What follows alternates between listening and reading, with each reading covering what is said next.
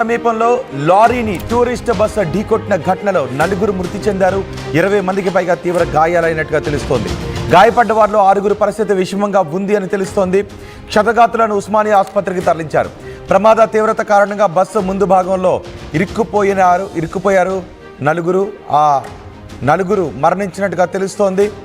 ప్రమాద సమయంలో బస్సులో మొత్తం 60 మంది ప్రయాణికులు ఉన్నట్టుగా తెలుస్తోంది. ఇప్పుడు మీరు ఆర్టీవీ స్క్రీన్ పైన చూస్తున్నదే ఆ ప్రమాదానికి గురైన బస్సు. పరిగిలో వివాహ కార్యక్రమానికి హాజరై తిరిగి వస్తూ ఉండగా ఈ ప్రమాదం చోటు చేసుకున్నట్టుగా తెలుస్తోంది. ప్రయాణికులంతా రంగారెడ్డి జిల్లా షాబాద్కు చెందిన వారిగా గుర్తించారు.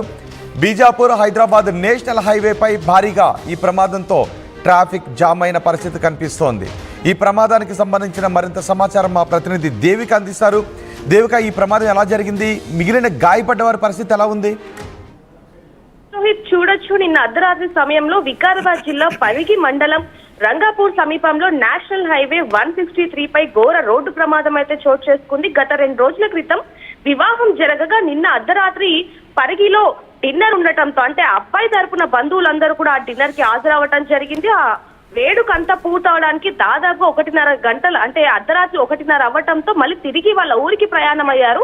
అక్కడ చూడొచ్చు, ఏదైతే ట్రావెల్ బస్ అయితే వాళ్ళు బుక్ చేసుకున్నట్టుగా తెలుస్తుంది. అయితే ట్రావెల్ బస్ లో అర్ధరాత్రి 1:30 సమయంలో వాళ్ళ స్వగృహానికి బయలుదేరుతుండగా ఒక్కసారిగా అక్కడ ఒక లారీ అనేది ఆగి ఉండటం అనేది, డ్రైవర్ గమనించకపోవటం అనేది ఈ ఘోర రోడ్డు ప్రమాదానికి కారణం అనేది కూడా తెలుస్తుందని చెప్పొచ్చు. ఒక్కసారిగా ట్రావెల్ బస్ అలాగే ఆ లారీ 2 కూడా ఢీ కొట్టడంతో మనం చూడొచ్చు, ఆ బస్సు ముందు భాగం మొత్తం కూడా ఏ విధంగా నుజ్జు అయిపోయిన పరిస్థితి కనిపిస్తుంది. డ్రైవర్ పరిస్థితి కూడా విషమంగానే ఉన్నట్టుగా తెలుస్తుంది. దాదాపుగా ఆ బస్సులో 50 మంది ప్రయాణికులు ఉన్నట్టుగా అయితే తెలుస్తుందని చెప్పొచ్చు. 6 పరిస్థితి విషమంగా ఉంది. అందులో ఆ ప్రమాదం జరిగిన తర్వాత 4 మృతదేహాలు అందులో ఇరుక్కుపోయి, అంటే అతి దారుణమైన పరిస్థితి అని చెప్పొచ్చు రోహిత్. ఎందుకంటే ఊపిరాడక అందులో ఇరుక్కుపోయి మృతి చెందిన వాళ్ళు 4 ఉన్నట్టుగా కూడా అక్కడ వాళ్ళు చెప్తున్న పరిస్థితి.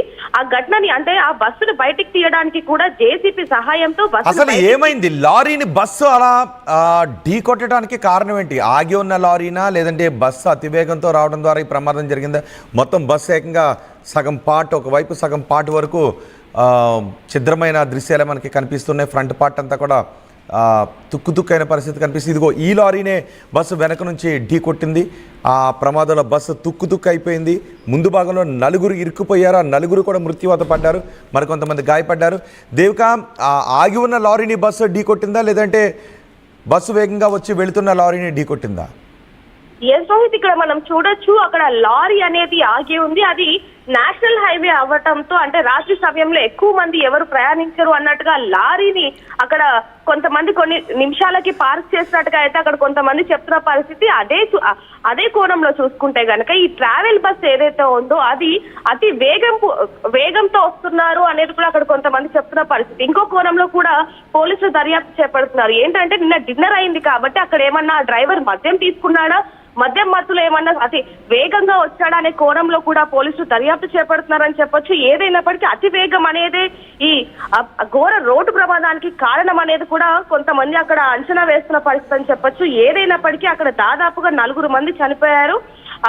మిగతా 6 మంది అయితే వాళ్ళ పరిస్థితి విషమంగా ఉన్నట్టు తెలుస్తుంది. ఎవరైతే గాయాలు పడ్డారో వాళ్ళని మాత్రం దగ్గరలో ఉన్న పరిగి ప్రభుత్వ ఆసుపత్రికి అయితే తరలించడం జరిగింది.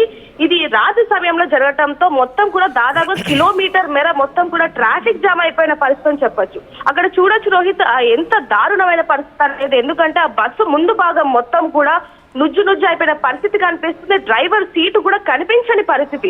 ఆ వేగాన్ని బట్టి అంటే ఆ యాక్సిడెంట్ ని బట్టి చూడొచ్చు, ఆ బస్సు పరిస్థితిని బట్టి మనం చూడొచ్చు ఎంత అతివేగంతో వెళ్ళాడు అనేది కూడా తెలుస్తుందని చెప్పొచ్చు. పోలీసులు మాత్రం కేసు నమోదు చేసుకొని దర్యాప్తు చేపడుతున్న పరిస్థితి కనిపిస్తుంది.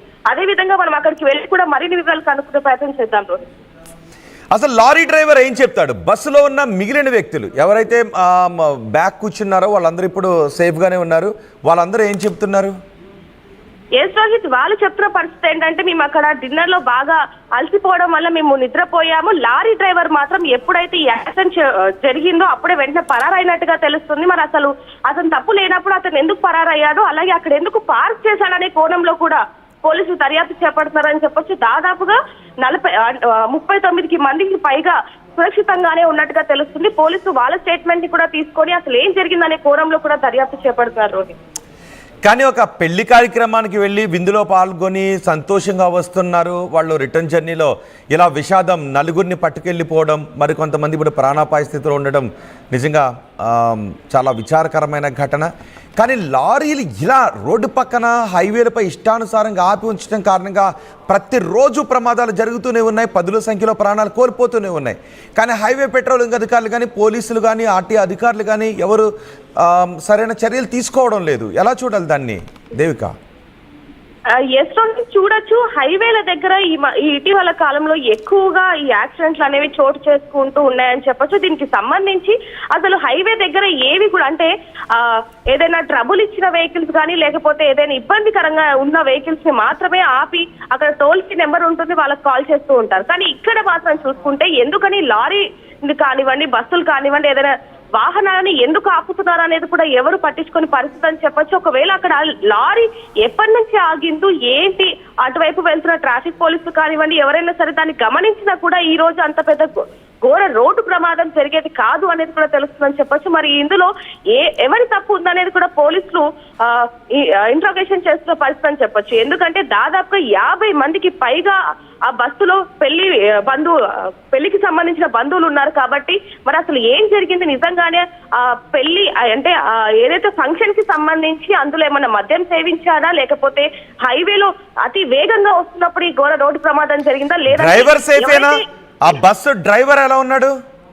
అతని పరిస్థితి కూడా విషమంగానే ఉన్నట్టుగా తెలుస్తుంది రోహిత్.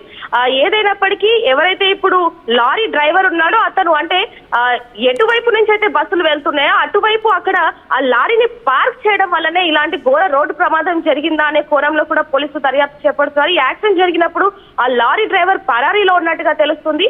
ఈ బస్సు డ్రైవర్ మాత్రం పరిస్థితి విషమంగా ఉన్నట్టు తెలుస్తుంది. ఏదైనప్పటికీ ఇప్పుడు ఇంకా 6 పరిస్థితి కూడా విషమంగా ఉంది. పోలీసులు కూడా ఇదంతా అసలు ఎందుకు జరిగింది ఏదో అనే విషయంలో కూడా దర్యాప్తు చేపడుతున్నారు రోహిత్. రైట్ దేవిక, వికారాబాద్ జిల్లా పరిగిలో ఘోర రోడ్డు ప్రమాదం చోటు చేసుకుంది. రంగాపూర్ సమీపంలోని లారీని ఒక పెళ్లి బస్సు ఢీకొట్టిన ఘటనలో 4 చనిపోయారు, 20 మందికి తీవ్ర గాయాలయ్యాయి. ఇప్పుడు మీరు ఆర్టీవీ స్క్రీన్ పైన చూస్తున్నారు. ఆ బస్సు లెఫ్ట్ సైడ్ భాగం పూర్తిగా దెబ్బతింది. డ్రైవర్ కూడా ఇప్పుడు ప్రాణాపాయ స్థితిలో ఉన్నాడు, ఆ బస్సు డ్రైవర్. అయితే ఈ ప్రమాదానికి కారణం ఆగి ఉన్న లారీని బస్సు ఢీకొట్టిందా లేదా వెళుతున్న లారీనే వేగంగా వచ్చిన బస్సు ఢీకొట్టిందా? పెళ్లి విందుకు వెళ్ళారు కాబట్టి డ్రైవర్ ఏదైనా మద్యాన్ని తీసుకొని బస్సు నడుపుతూ ఉన్నాడా? ఇన్ని కోణాల్లోనూ పోలీసులు విచారణ జరుపుతున్నారు. కానీ లారీ డ్రైవర్ మాత్రం అక్కడ నుంచి పారిపోయాడు. ఒకవేళ లారీని అక్కడ ఆపి ఉంచకుండా ఉంటే లారీ డ్రైవర్ ఎందుకు పారిపోతాడో అనే అనుమానాలు కూడా వ్యక్తమవుతున్నాయి. కానీ ఇక్కడ ఆ బస్సు నడిపిన వ్యక్తిది తప్ప లేదంటే లారీ డ్రైవర్ తప్ప అనే విషయంపై కూడా పోలీసులు ఆరా తీస్తున్నారు. ఏది ఏమైనా ఒక శుభకార్యానికి వెళ్ళి వస్తూ ఇలా ప్రమాదం జరగడం, 4 మృత్యువాత పడడం, 20 మందికి తీవ్రంగా గాయాలవడం, అందులో కొంతమంది పరిస్థితి ఇంకా విషమంగా ఉండటంతో ఇప్పుడు వాళ్ళ కుటుంబాలన్నీ కూడా రోధిస్తూ ఉన్నాయి. అత్యంత విషాదాన్ని నింపింది. గాయపడ్డ వారిలో 6 పరిస్థితి విషమంగా ఉన్నట్టుగా తెలుస్తుంది. ఒకసారి ఆ బస్సును చూడండి. అర్ధరాత్రి సమయంలో అంటే ఒకవేళ బస్సు డ్రైవర్ నిద్రమత్తుతో బస్సును నడిపి ఈ ప్రమాదానికి కారణమయ్యాడా, ఆగి ఉన్నదాన్ని గుద్దాడా? ఒకవేళ నిజానికి ముందేదైనా పరిమిత వేగంతోనే మన హైవేలన్నీ కూడా మహా అయితే 80 కిలోమీటర్ల వేగం మాత్రమే గరిష్ట వేగంతో వెళ్లాల్సిన పరిస్థితి ఉంటుంది. కానీ అంతకు మించి 100-140 కిలోమీటర్ల వేగంతో బస్సులు గాల్లో వెళ్తున్నట్టుగా వెళ్ళిపోతూ ఉంటారు. మన రోడ్లు అంత వేగానికి సురక్షితమైన రోడ్లు కాదు. కేవలం 80 కిలోమీటర్ల గరిష్ట వేగం మాత్రమే. మనకు ఔటర్ రింగ్ రోడ్ అయితేనే మహా అయితే 100 కిలోమీటర్ల వేగంతో అక్కడ ప్రయాణించడానికి అవకాశం ఉంటుంది. మిగిలిన హైవేలన్నీ 80 కిలోమీటర్ల వేగంతోనే. కానీ బస్సులు మాత్రం అంత మితిమీరిన వేగంతో వెళుతూ ప్రతిరోజు కూడా ప్రమాదాలకు కారణమవుతూనే ఉన్నాయి. ప్రతిరోజు ఇలాంటి ప్రమాదక వార్తలు మనం వింటూనే ఉన్నాం. ఈ ప్రమాదాలన్నిటికీ కారణం ఖచ్చితంగా 100% నిర్లక్ష్యమే. కాదు అని ఎవరైనా అంటారా? 100% ఈ ప్రమాదాలకి కారణం నిర్లక్ష్యమే. ఇప్పుడు ఈ 4 మరణించడానికి కారణం, 20 మంది గాయపడటానికి, అందులో మరికొంతమంది ప్రాణాపాయ స్థితిలో ఉండటానికి కారణం ఖచ్చితంగా నిర్లక్ష్యమే. ఆర్టీ అధికారులు, హైవే పెట్రోలింగ్ పోలీసుల విధి కూడా ఒకటి ఉంటుంది. హైవే పెట్రోలింగ్ పోలీసులు మీరు కేవలం హైవేపై ఎవరైనా అనధికారికంగా వాహనాలు ఆపి ఉంచారా అన్నది మాత్రమే కాదు, మితిమీరిన